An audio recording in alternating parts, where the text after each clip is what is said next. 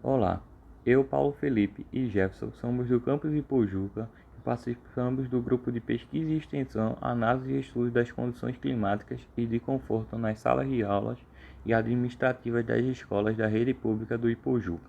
Mas para saber as condições climáticas, necessariamente devemos saber onde estamos localizados. O Brasil tem 93% de seu território localizado no hemisfério sul, com grande parte do território localizado na zona intertropical do planeta. Como a gente pode ver na figura, estamos próximos da linha do Equador, que isso ocasiona em ter temperaturas médias em torno dos 26 aos 29 graus, ocasionando em desconforto térmico em ambientes fechados, inclusive em salas de aula, que é o objetivo da análise do nosso projeto. O conforto térmico é definido como uma condição mental que expressa satisfação com o ambiente térmico circunjacente.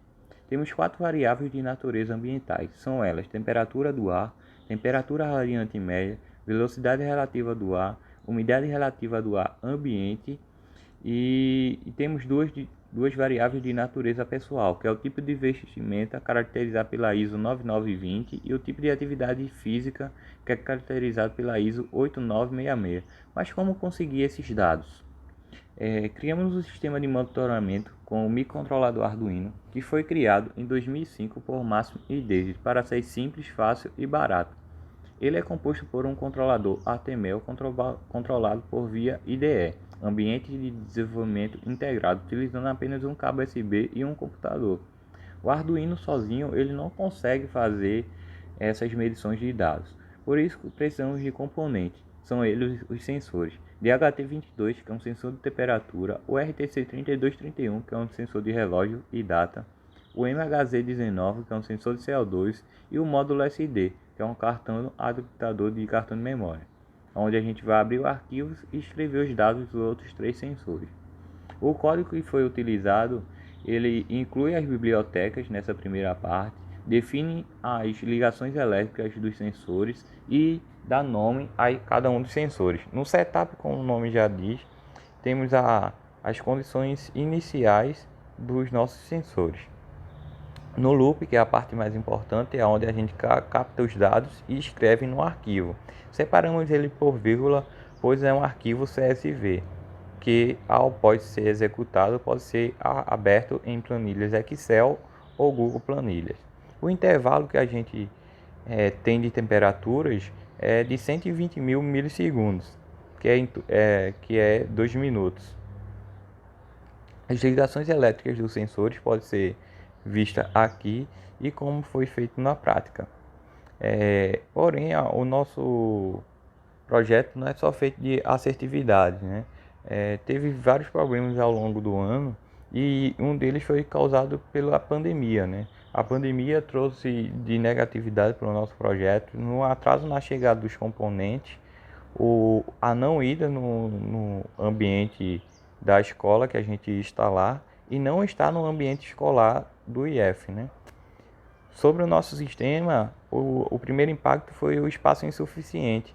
Idealizamos o nosso projeto com vários sensores e alguns deles não podem ter sido instalados porque o microcontrolador Arduino não tinha espaço suficiente para a gente colocar ele no sistema. O outro foi o RTC 3231, onde que toda vez que a gente abria os arquivos para ser analisado, ele vinha dando alguns atrasos.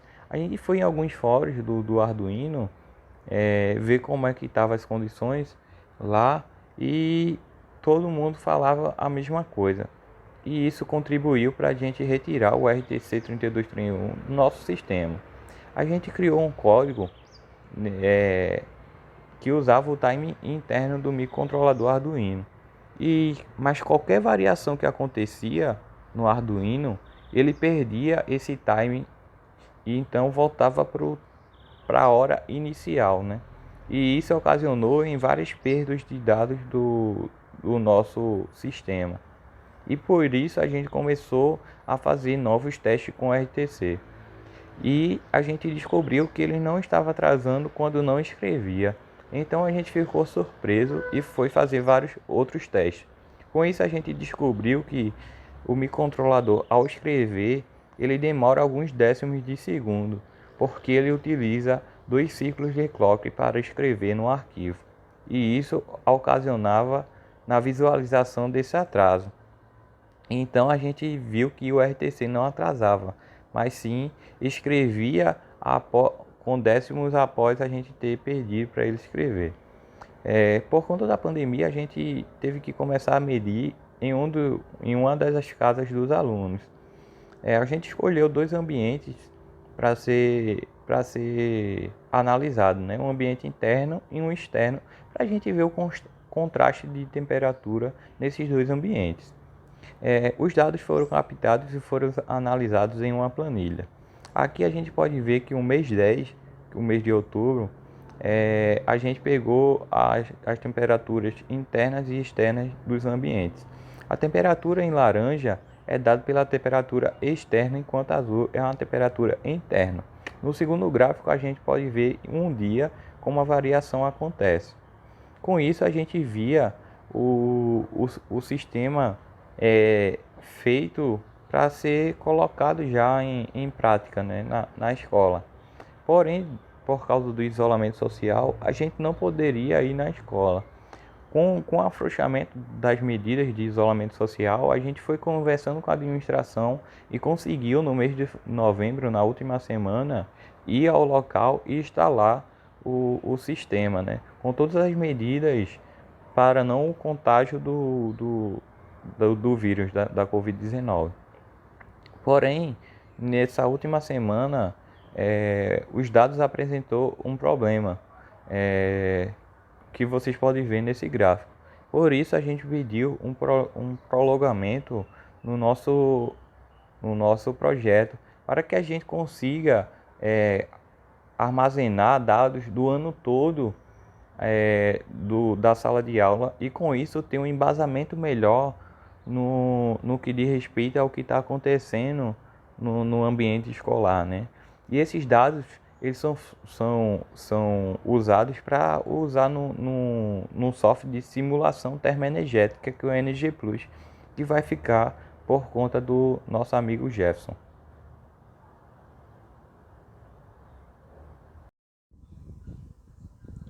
Olá, meu nome é Jefferson, eu participo do programa de pesquisa e extensão do IFPE Campus Ipojuca e vou apresentar aqui para vocês o programa que nós estamos utilizando na nossa pesquisa. O programa é o NG Plus. Esse programa ele faz um balanço energético e gera resultados. E aí nós podemos analisar esses resultados e ver quais as medidas que nós devemos tomar para alcançar o conforto térmico na escola Domingos Albuquerque. Bom, como ele funciona? Nós inserimos dados climáticos no programa, né? Esses dados são inseridos aqui nessa setinha vermelha e com esses dados o programa consegue fazer os cálculos das nossas simulações. Se esses dados não estiverem disponíveis, nós podemos fazer o download aqui nesse link do próprio programa, nessa interface aqui do programa. E mais embaixo, aqui que é o Design Days, nós podemos fazer condições extremas do local em estudo, né? Projetar ambientes e em situações ambientais extremas. E aí nós podemos ver como nós podemos fazer as construções mais confortáveis.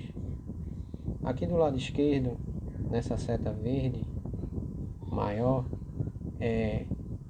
são inseridos parâmetros onde nós podemos selecionar tipos de materiais, um calendário anual com as condições climáticas da escola, para fazermos a simulação.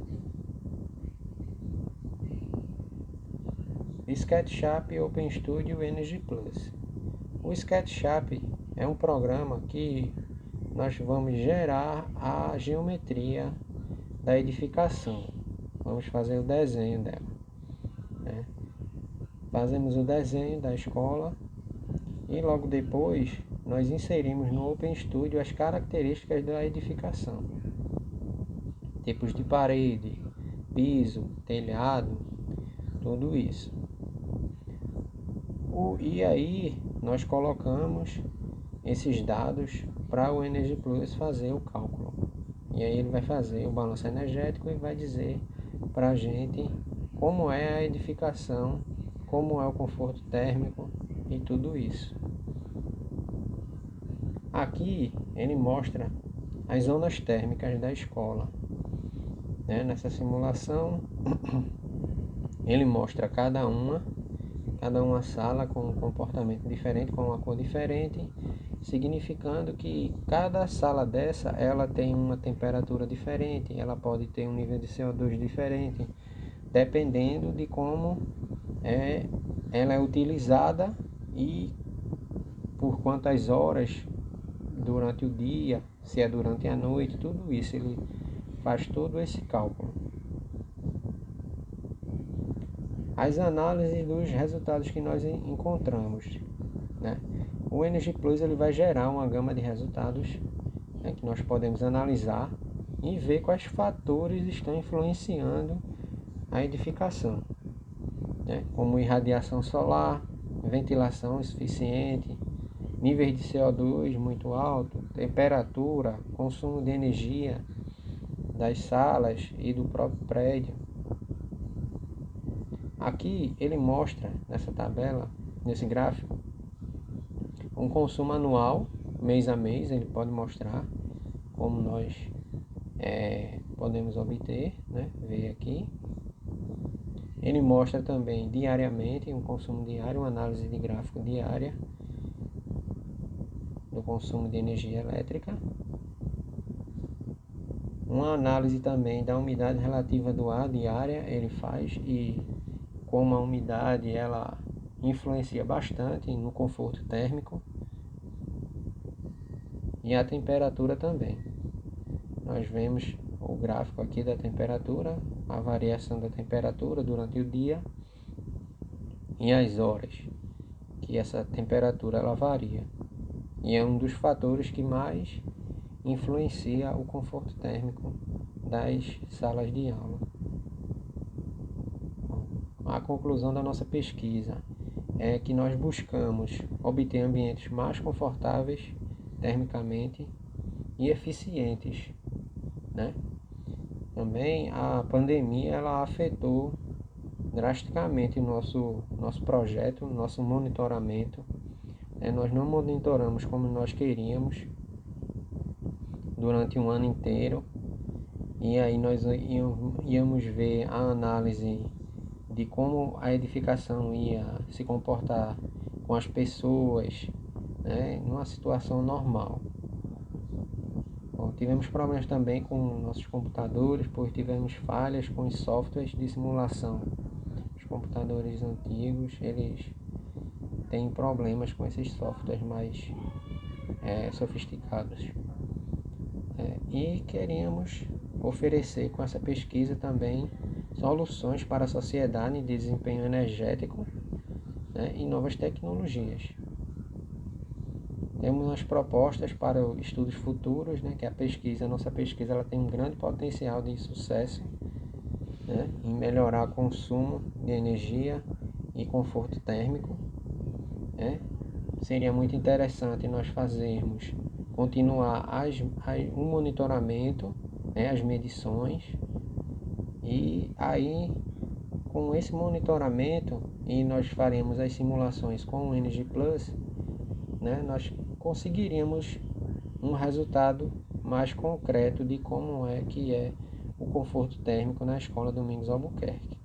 E posteriormente poderíamos aplicar essa metodologia em outras escolas que demandem também eficiência energética e conforto térmico. Bom, chegamos ao fim da nossa apresentação. Meu muito obrigado e até mais.